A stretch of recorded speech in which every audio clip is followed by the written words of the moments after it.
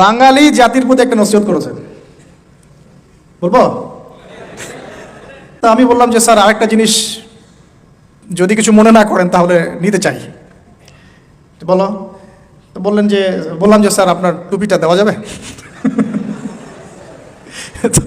আমরা কিন্তু আসলে ওই আকীদা লালন করি না যেটা দিলে বরকত হবে বা এরকম কিছু না, জাস্ট একটা স্মৃতি, তাই না? তো তিনি একটু বিরক্ত হলেন, বললেন যে তুমি লেকচারে পুরো বাঙালি জাতিকে বলবা বাংলাদেশিরা কেন টুপি চায় বারবার। মানে এই অভিজ্ঞতা তার আগেও হয়েছে আর কি। ঠিক আছে, টুপি চাইলে বাজার থেকে কিনতে বলো, 10 রিঙ্গেট, কত রিঙ্গেট লাগবে, 5 ringgit, cheap, very cheap, you can buy. বলছে তো বলছে তুমি উল্টা বাঙালিদেরকে বলবা তারা যেন টুপি না চায়। ঠিক আছে, তো ভাই আপনারা আল্লাহর ওয়াস্তে আর টুপি চায়েন না।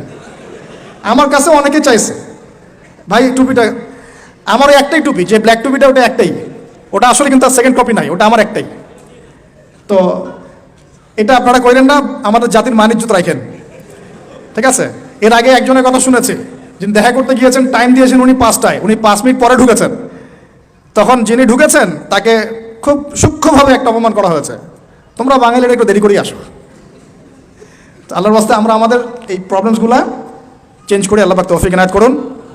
বাই দ্য ওয়ে, উনি কিছু কথা বলুন, উনি খুবই মেহমানদারি কর্নেওয়ালা একজন মানুষ, গেস্টকে খুব সম্মান করেন, মেহমানদারি করেন চমৎকার, অত্যন্ত বিনয়ী মানুষ, সবসময় হাসি মুখে কথা বলেন, যদি একটু হার্ড কথা বলেন সেটাও হাসি মুখে বলেন, এবং নামাজের খুব পাবন্দ, তাহাজ্জুদের খুব পাবন্দ, খুব বেশি দোয়া করেন। এই মানুষটাকে দেখে তো একটু আবেগ ভেসে ওঠে কি না? তো চলে যাওয়ার সময় আমাকে একটা হাদিয়া দিয়েছেন, খুবই স্পেশাল একটা আতর। আমি বলি যে আমার বাসায় কিন্তু প্রচুর আতরের কালেকশন আছে, ওইটা দিয়ে যে কাউকে ফরজ গোসল দেওয়া যাবে। ঠিক আছে, কিন্তু এটা আমার জন্য খুব স্পেশাল, এই গিফটটা। সেটা হাজারে আসওয়াদে ইউজ করা হয় এবং তার নাম সিগনেচার করা আছে ওখানে। আর সবশেষ তিনি বললেন যে আমার পরিবারের মহিলারাও দাওয়াতি কাজ করে, মাশাআল্লাহ। আমরা আমাদের দিনী বোনদেরকে এখানে যারা আছেন উৎসাহিত করব যে আপনারা আপনাদের পরিবারের অনেক বড় দায়িত্বশীল, এবং সত্যি কথা বলতে মা যদি ভালো হয় সন্তান ভালো হবে। এখন আমাদের প্রত্যেক পরিবারের পিতাকে হতে হবে ইব্রাহিমের মতো আলাইহিস সালাম, প্রত্যেক পরিবারের সন্তানরা হবে ইসমাইলের মতো আলাইহিস সালাম, এবং আমাদের মা বোনদেরকে হতে হবে হাজারা এবং সারা আলাইহিস সালামের মতো। যদি হাজারা আলাইহিস সালামের মতো মা না হয় পরিবারে, তাহলে ইসমাইলের মতো সন্তান জন্ম হবে না। তিনি ফুল ফ্যামিলি দাওয়াতি কাজ করেন, আমরাও আমাদের ফুল ফ্যামিলি মেম্বারদেরকে নিয়ে দাওয়াতি কাজ করার চেষ্টা করব। আল্লাহ পাক তৌফিক ইনায়াত করুন, আমিন। আর তিনি বলেছেন যে আমরা এখন খুব রেস্ট প্রিয় জাতি হয়ে যাচ্ছি, আমাদের নামাজের সময় ঘুমের সময় থেকে বেশি হওয়া উচিত।